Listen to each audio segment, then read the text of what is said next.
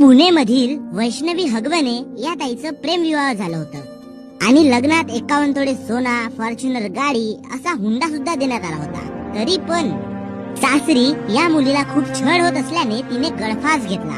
आता ती हत्या आहे की आत्महत्या याची जाच तर पोलीस करत आहे। पण माझ्या महाराष्ट्रातल्या मुला मुलींना सांगायचं आहे की एखाद्या मुलासोबत किंवा एखाद्या मुलीसोबत जर का तुम्ही प्रेम करत असाल तर त्या प्रेमाला शेवटपर्यंत निभवण्याची धमक सुद्धा ठेवा, कारण आयुष्य खूप वेगळं आहे मित्रांनो। त्या आयुष्याला जगा आणि दुसऱ्याला जगू द्या। पैसे काय येतील जातील, पण जीवाचं काय, एकदाच गेलं तर ते वापस येत नाही। आणि या महाराष्ट्रातल्या माझ्या मायबापांना सुद्धा विनंती आहे की सासरी जर आपल्या मुलीला छळ होत असेल तर आपली सोन्यासारखी मुलगी आपल्या घरी घेऊन या, ना की तिला रस्त्यातल्या कचऱ्याप्रमाणे सासरी सडवत ठेवू नका किंवा तिच्या मरणाची वाट तुम्ही पाहू नका।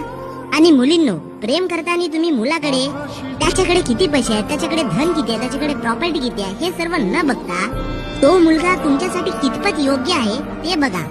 त्याचा स्वभाव बघून त्याच्या प्रेमात पडा किंवा त्याच्यासोबत लग्न करा। घरी बसेल तरी चालेल, पण 2 घास सुखाचे, 2 शब्द प्रेमाचे बोलणारे पहा, कारण लग्न म्हणजे साधा खेळ नाही। तुमचा हा एक निर्णय तुमचं आयुष्य चांगल्याचं वाईट तर वाईटचं चांगलं करू शकतो। हे सर्व सांगण्याचं कारण म्हणजे मी तुम्हाला माझा परिवार मानतो, बाकी तुम्ही समजदार आहात।